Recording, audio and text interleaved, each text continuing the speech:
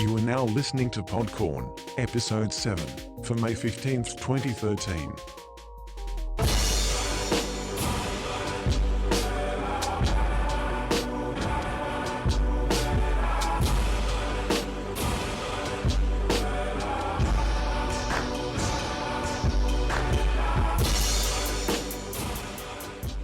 In 3, 2, 1, liftoff.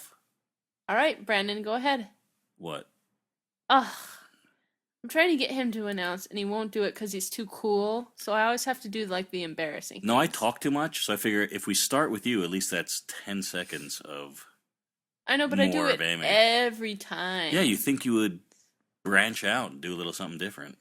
Hey, guys, this is Amy Reeder and Brandon Montclair. We're bringing to you a PODCORN podcast.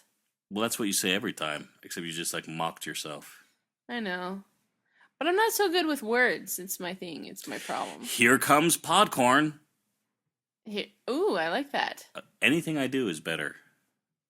Pop, pop, pop. Here comes the PODCORN. Got some butter? It's PODCORN. Do, do, do, do, do, do, do. Boop, boop, boop, boop, boop, boop, Nah, it's too obvious. That's why we've never used it. Nah, too obvious. Oh. Okay. Well, anyway, hey, how's it going, guys? Are we waiting for them to answer? No. Hey, I'll tell you how it's going, Brandon. We're running a Kickstarter right now. Yeah, please check out the Rocket Girl Kickstarter. It's doing pretty well so far. Hopefully by the time this comes out, it's going to be fully funded. I hope. Well, it should be, yeah. Well, Or I guess close. I don't know. we're recording this Monday night. Yeah. 90% of the way there. Probably on Wednesday. We'll hopefully hit. Yeah, we'll see. I mean, we shouldn't presume, I know, but it's looking good so far. No, you try. Yeah, exactly. You're so grateful for every bit of support that you get. Yeah. But at the same time, you do have to plan these things out. Yeah, you do.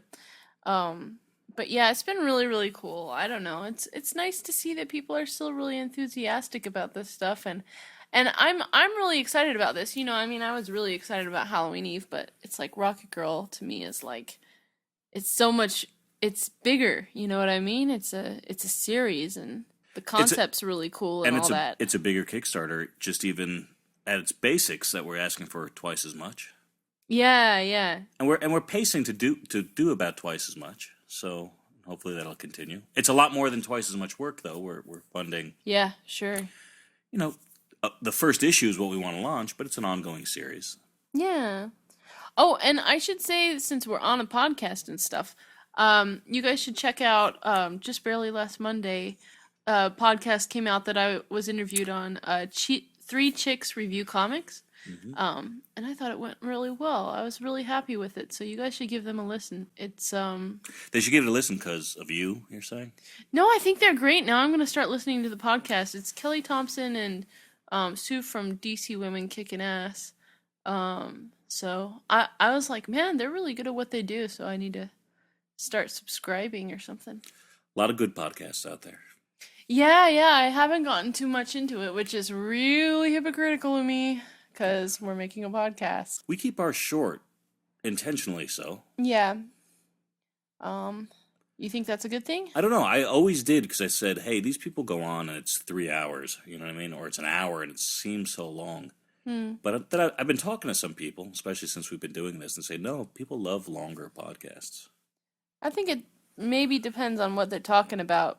I think, like, a lot of these people do reviews, so they have to, like, read up on books and stuff, so that would help if we had stuff like that. Well, you could always do the content, but, different things to talk about, but, does it hold people's interest? It would hold mine. I mean, it's funny, because I just a minute ago said, oh, they're too long, but long-form stuff I usually like, and I would like this, if it was, especially on a subject. Like, who was great, and they've interviewed you before, is the Sidebar people. Oh, yeah, they're always really interesting. And they do long-form interviews with different creators, and I don't get tired of those. So. Yeah. Yeah, no, they're really great. So, I don't know. I mean, it depends, but I feel like I myself am not capable of doing a really awesome hour-long podcast yet.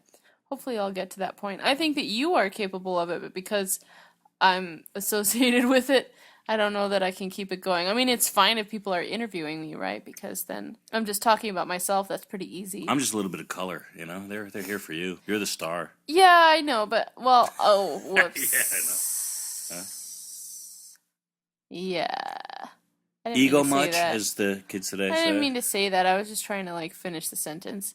Embarrassing. I think we're gonna have him cut that part out. The rule is that you never say we're going to cut somebody out. Cut that out. Really? I thought we could just say it. Well, you could leave a note if you want to cut out. Ugh, okay. But I'll never remember. All right, so we are going to review. We're going to review The Now of Brown. Yeah. It's a book that we recently read. I made Brandon read it because I loved it so much. For me, it was like earth-shatteringly good. I don't know that Brandon felt the same way, but we'll talk about that. You picked it up from the artist. Is it Glyn, Dillon? Would that be Glenn? I think it's Glyn because it's Glyn. Yeah, it's definitely how it's spelled. But I thought it was maybe like Welsh or something crazy, where it's like, hey, man, it looks like something, but it's just Glenn. But I spell it with a Y because I'm old English. Yeah, I don't know. I think I'm just going to go with Glyn on that one. Glyn Dillon, who did some kind of finishes on Sandman. Yeah. I don't know if he was an inker per se, or just, I mean, I guess it would be part of it, but not a lot. Yeah, and then I guess he was a storyboard artist for a long time. So I'm kind of impressed that he just like picked up and he made this giant graphic novel. You know what I mean? And, It caught your eye at MoCA, the New York kind of yeah, although even before comic then, convention fest. What would you call it? festival. Yeah. Actually, it caught my eye even before then. So then when I saw it there, I got really, really excited. Where'd you first notice it? Actually, Jamie Rich, he has like a Tumblr and he always like recommends various things. And one of the things that he recommended was The Now of Brown. So I think all he had was like the cover, and I was like, wow, that looks amazing. It's very simple, the cover, and then I started looking at other things online, and I was like, I really love this guy's style. It just seems like everything that I've always been looking for in a book and didn't realize it until I saw it. It just seemed like to me, like, yeah, just everything I've always wanted, and yet I didn't really get it. I don't know why. And then yeah, I saw the book there, and then I realized he was there, and so I went over and got the book, and for a nice discount plus, he did like a little sketch in the front of it that's like watercolored. So I thought that was pretty special. Now it's $25, but it's not a lot for such a nice package. It's a hardcover. Yeah, hardcover. Fancy paper, dust jacket. Yeah, the inside of the actual cover of the book is like embossed a little bit, and like, let's see, and then all of the pages are like have red on the outside of them. You know what I mean? Like they're dusted with red or whatever that is. I'm trying to remember what this embossing was called from when I worked at Vertigo. I think it's blind stamping. Oh. Because it's stamped but without any ink. Oh, okay. I didn't know that was something That's special. under the dust jacket, nothing. Yeah. Looks I don't so think nice. it's not necessarily special. It's just not that that's not to go off on a tangent, but they take a die, a stamp with it. Usually you would put ink on that and then stamp it down. This, they just stamp it down without the ink, and you get the impression. Yeah. And nothing else. I remember we tried to do some cool stuff with Jeff Lemire's The Nobody hardcover using a stamp, because we thought it would be very clever that it's invisible. You know what I mean? Oh, that is Then I remember smart. it being difficult, and we might have actually used black ink at the end. I can't. I'd have to pull it off the shelf to remember. Oh, bummer. But Yeah. a beautiful book by Self-Made Hero, which I'm not really familiar with, although they sound kind of familiar. But I just looking on the inside, published in England. Yeah. So a nice hardcover, beautifully done. Not short, right? No, it's really long. Yeah. Over 200 pages. So for $25, which is full price, that's a pretty good deal. Yeah, I think so. And yeah, really beautiful art. It's it's watercolored. The line work is like detailed but kind of squiggly, and I really like that kind of stuff. Like I wish I could ink like that, but I can't let go. But I like the aesthetic of it. There's a lot of red featured, especially on the main character. And then the rest of the color is a little more simple. So like there's just spots of red that stand out. So it's really beautiful. An interesting title, The Now of Brown. Yeah, because I think it's like it's supposed to be like the Tao, but it's the Now. Well, her name is Now. Her name is Now N-A-O. Brown. Yeah, Now Brown. Half Japanese. Yes.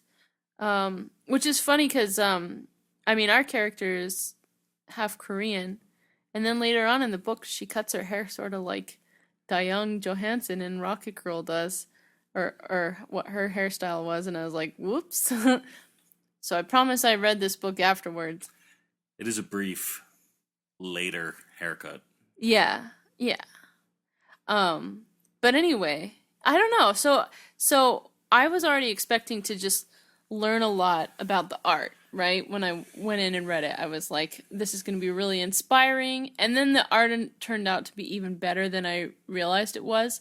And then I was really impressed because not only was his storytelling really good, you know, in addition to not having drawn many comics apparently, but also I felt like the writing was fantastic, and I just kind of got like lost in this whole world that he created, and I didn't want to get out of it. Like I got kind of sucked into the whole world, and I just really liked that it was about people. It wasn't about anything supernatural, because it feels like that's all I ever read these days. But my heart is really in drama, so yeah, I really liked it.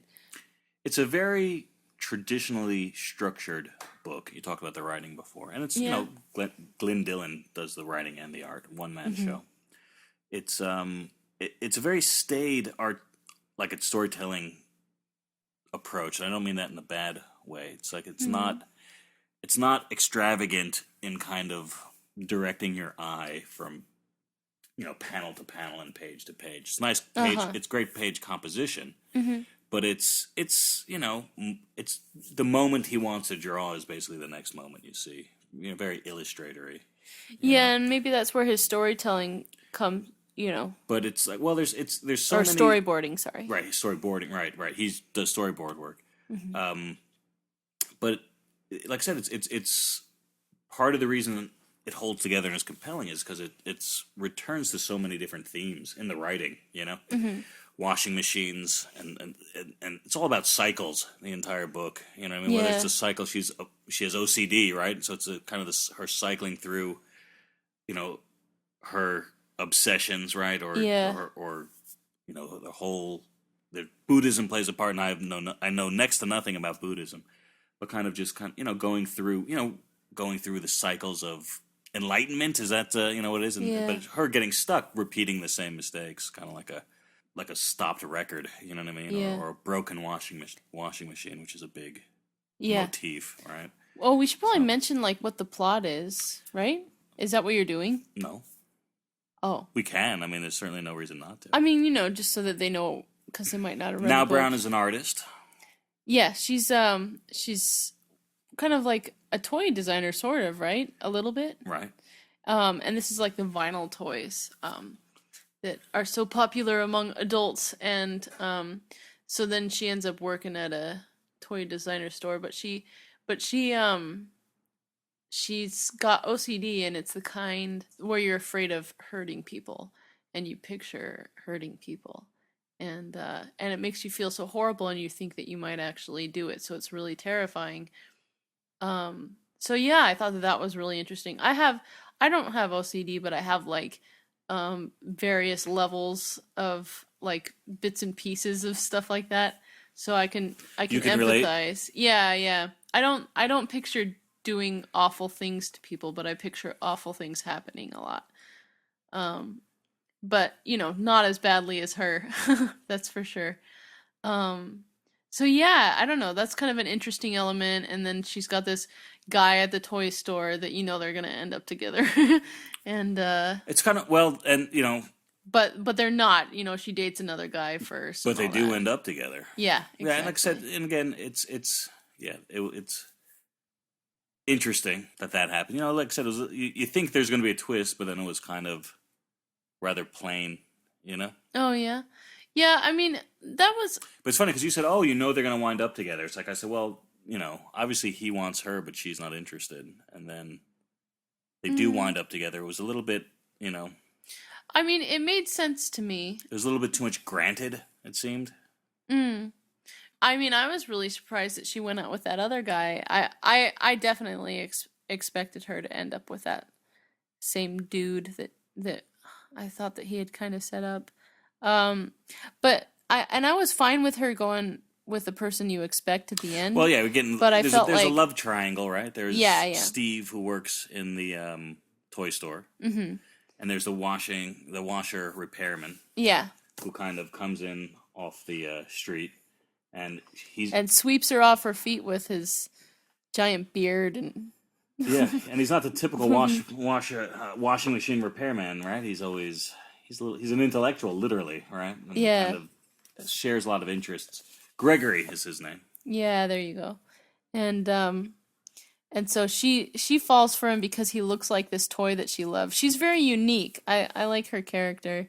But yeah, so like I thought that it ended in the way you expect it to, but it got there in a way that I didn't expect, and that's what I really liked.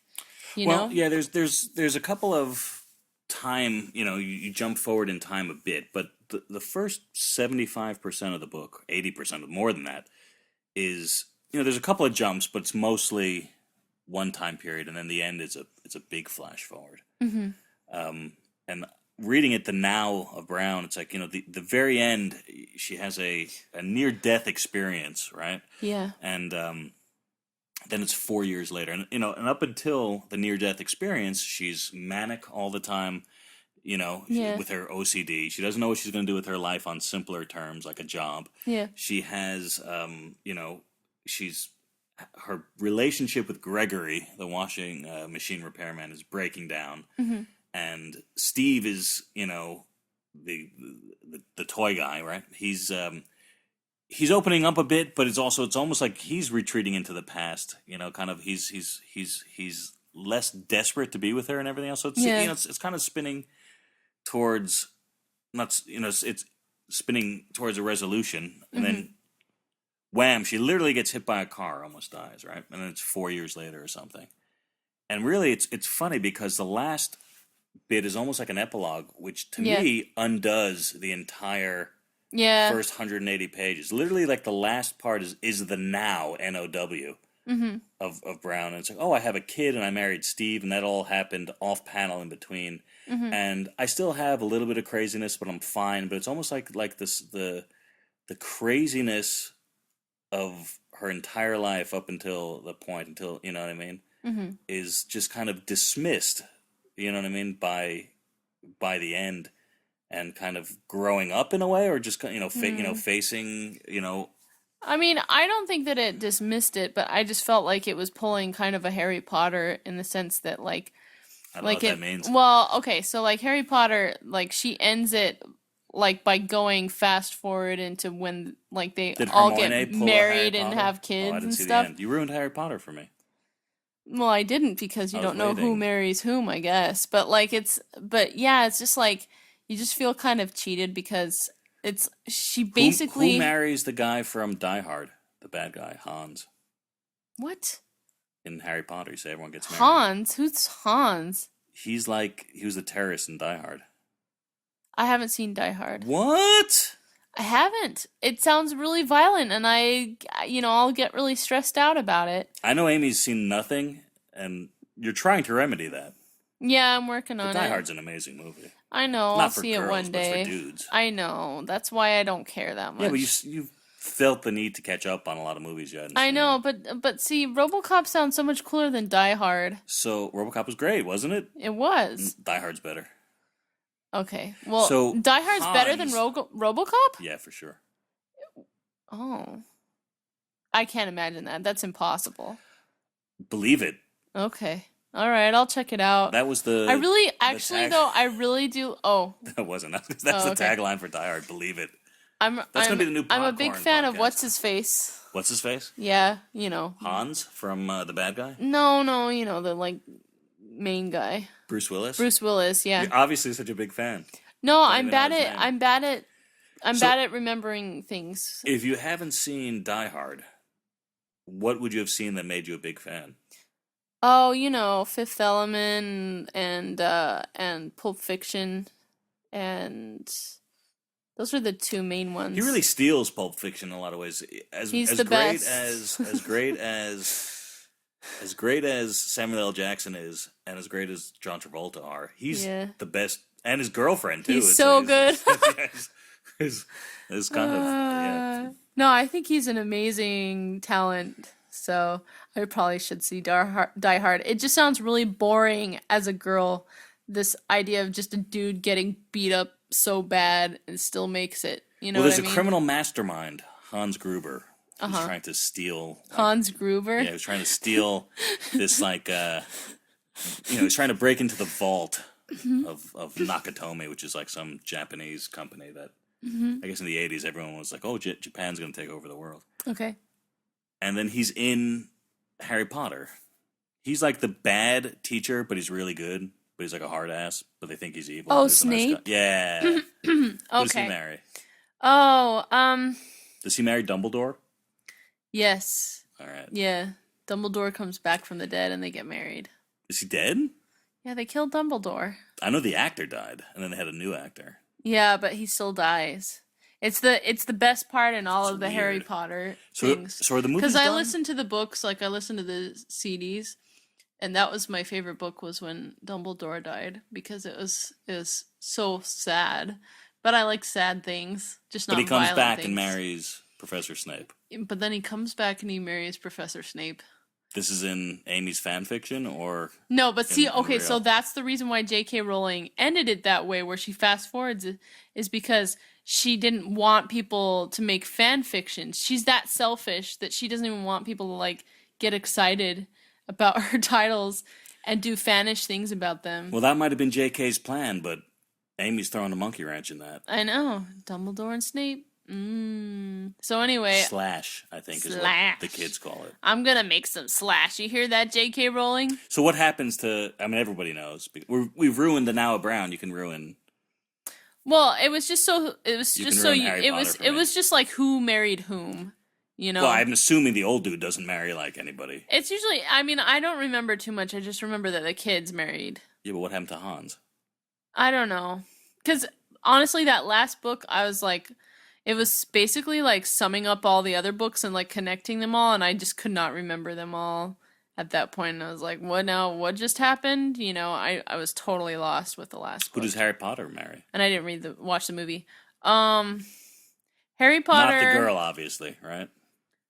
No, they do. They just marry the girls that they were going out with. Yeah, but not the girl who's like the main girl. Oh, Hermione. No, she marries Ron Weasley. That's the redhead dude. in the movie. Yeah, I think. Yeah, I think that's what happened. And then Yeah, see, that makes sense. I See, think Now that Brown Harry is like- Potter marries Ron's sister, if I remember To right. bring this back to the book, Now Brown, basically Harry Potter marries Hermione. Hermione. Hermione. Hermione. Oh, that reminded me. There was Hermanes? this. I had jury Hey, duty Amy can't and pronounce some mayonnaise, by the way. mayonnaise. Yeah. Mayonnaise. Mayonnaise. It's You- raining mayonnaise. Anyway, I was doing jury duty. Right? Take a deep breath. No, wait. I Say was doing mayonnaise. mayonnaise. That's not right. I was doing jury duty, and this guy was like, Hermione, something though, and I was just like, oh my gosh, I want to What did say you say? Hermione, but everybody was like so It's quiet. Hermione. It's Hermione. Hermione. No, what's her real name? It's Hermione. Hermione. No, it's not. You're doing the wrong order of vowels. That's how it's pronounced. You're just It's like trying to be Glyn is Glenn, and adorable. you've been calling him Glyn Dillon. It's Hermione. Say mayonnaise. Mayonnaise. That's not right. Say Mario. Mario? Wouldn't be Mario?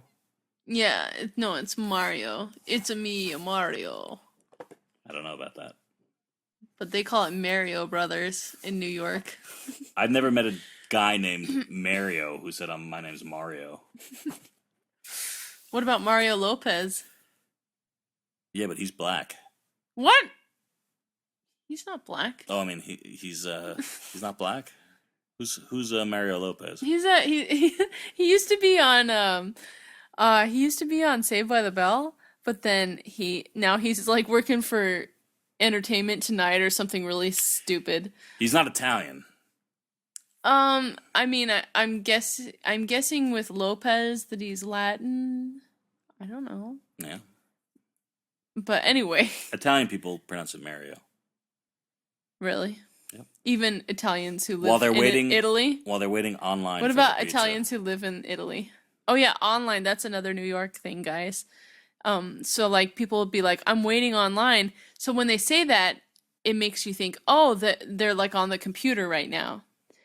But no, like both online can mean that and it can mean waiting in line. So it's, a total waste of the English language.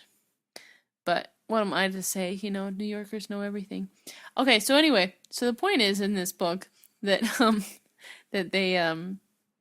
he kind of like tells you, he spells it out, the ending for you.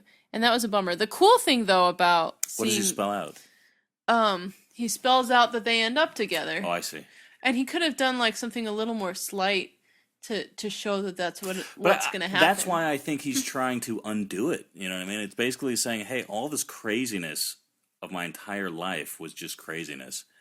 And it's still, she still has things to overcome, obsession, her OCD and other things. But it's like she basically grew up and, Well, no, it's that she had to go. She had to have everything that she was before. No, it doesn't at all. It's just that she had to go through a worst case scenario in order to deal with all of the worst case scenarios in her head. Right, but does it almost it belittles? I mean, it's a little bit of a cheating way to get over it because there's no real process. She didn't actually do anything. It was just an accident that made her overcome it. In a sense.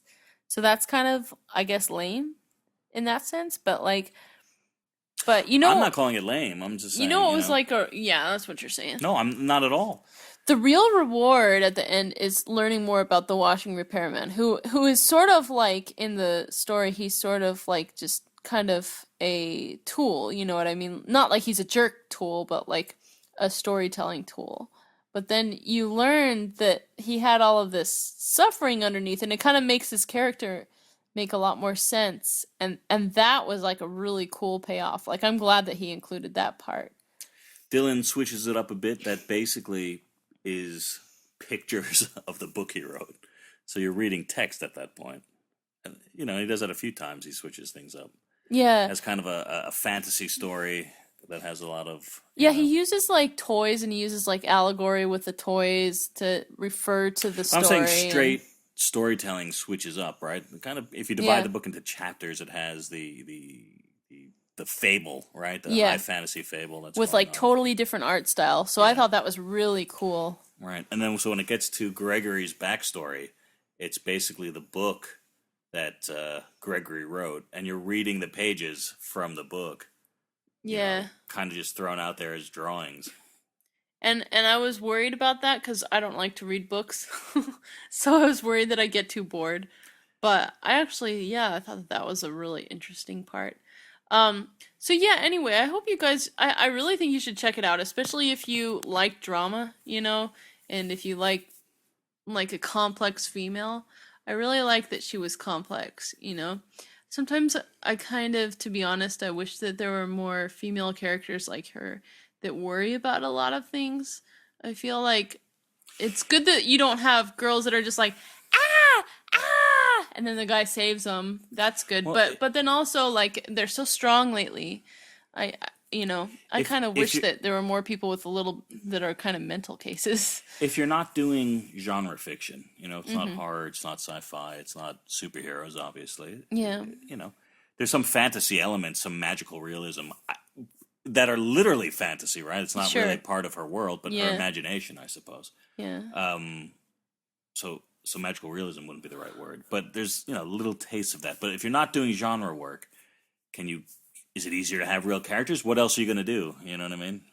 Yeah, the whole point is the complexity of people, but not everybody can pull it off, I mean, I don't know. I just thought it was really great, and I felt like he really understood the people he was illustrating to. Like, I felt like they were doing what you would expect them to do. And yeah, like I said, I just love stories about people, and I'm so glad that somebody wanted to do something like this and really put a lot of time and a lot of heart into it, and also to do it with really detailed, beautiful art.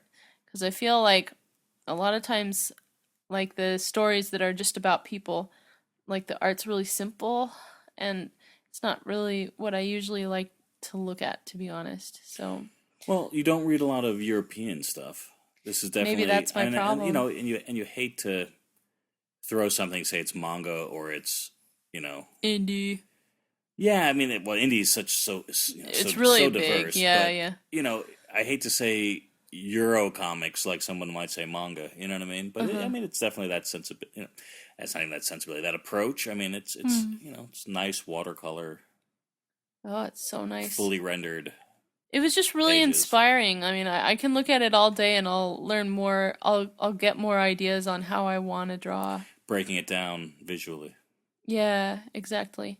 And he was really nice too. I showed him my card or whatever, and I draw said that comics. I like to draw comic books. Well, usually I pretend like I just want to draw comics, but I actually showed him my card and told him what I do and stuff. Are you talking about when you meet people, or like your whole life is you pretending? Oh you know, no, when I like meet other artists, like I'm too embarrassed usually to. Is that a girl thing? Say that I'm in comics. No, guys do it too, because all like at conventions you'll meet people and a lot of times they'll just say, "Oh, hey, I'm Nate," you know, and then it's like, "Oh no, but his last name is something that means that he's famous," you know, and I didn't know, and I wish he would have told me his last name, and then I know who he was. At Chicago Comic Con. Yeah. C2E2.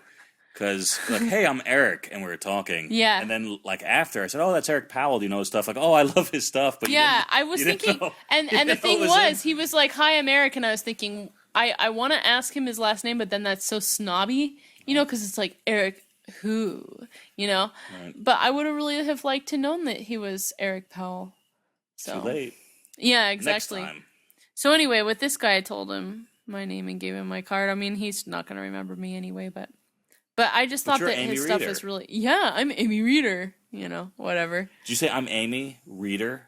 Like, is there no, why would I do that? Emphasis? Well, because I knew he had no idea who I was, so I was just saying, you know, I drew for DC and now I'm kind of doing my own thing, and I just found this like really inspiring, and was he patronizing? I can't wait to read it.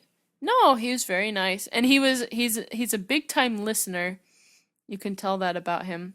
So, yeah, you know, I hope he does more stuff. Who's better, Glyn Dillon or Amy Reader? What? Why are you saying this? Because you've already thought about it at length and have come up with an answer. That's not necessarily true. And obviously the answer is Amy Reader, or you have answered quickly Glyn Dillon. No, I mean, like, I guess me, but... Ooh. But like you guys have to understand, like I wouldn't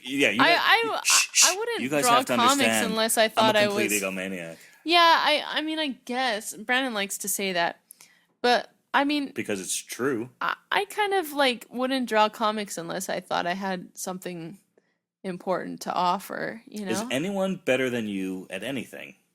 That's what I'm saying. I think I kind of think I'm pretty good. You know what I mean? Like, now everybody's gonna hate me, but yeah, I think I'm really good. But it's just my own brand of drawing. Who's the best karaoke singer of everybody that if I wanted to draw like somebody else, I'd draw like them. You know?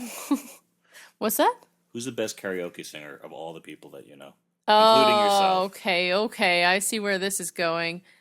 No, I mean, like, some people sing better than me, but I'm a better entertainer usually. But no, I still have people who beat me at karaoke. Frank Marafino is a better dancer than you. Yeah, whatever. And he's 6'5" and like they don't even know 240. Who. Frank Marafino's a writer, and he's really good. Check out Haunted Tank. Haunted Tank, man. With art by another Englishman. Yeah, Henry Flint.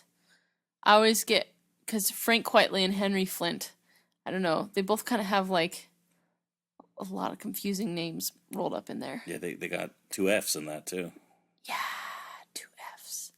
But anyway, so yeah, I think you guys should check out the book, especially if you've just kind of been longing for something that's a little different, you should can't check go this wrong. out. It's something you'll put on your shelf and pull down. Yeah. Keep you company for It's the rest of your purty. life. It's purty. So anyway, thanks for listening. Absolutely. And again, not, to drive it too hard, but check out the Kickstarter, Rocket Girl. Yes, please, please. Every bit helps, and we're working hard at it, and we can't wait for you guys to see what we've been working on. Special thanks, as always, as we go out, to Chris Robinson, who can be found on Twitter at, very simply, at Chris Robinson. He's been he's been cleaning up this audio and putting it out there for you guys. Dude's a pro, and he knows his stuff. He is. We should get him on the show. Yeah, that'd be cool. Maybe like a Skype interview or something. Yeah, soon enough. I think his family's still from town, so maybe he's coming back. Oh, maybe he can come over. Yeah, Chris, what do you think? Yeah, Chris, leave a comment. Hope you're listening at this point.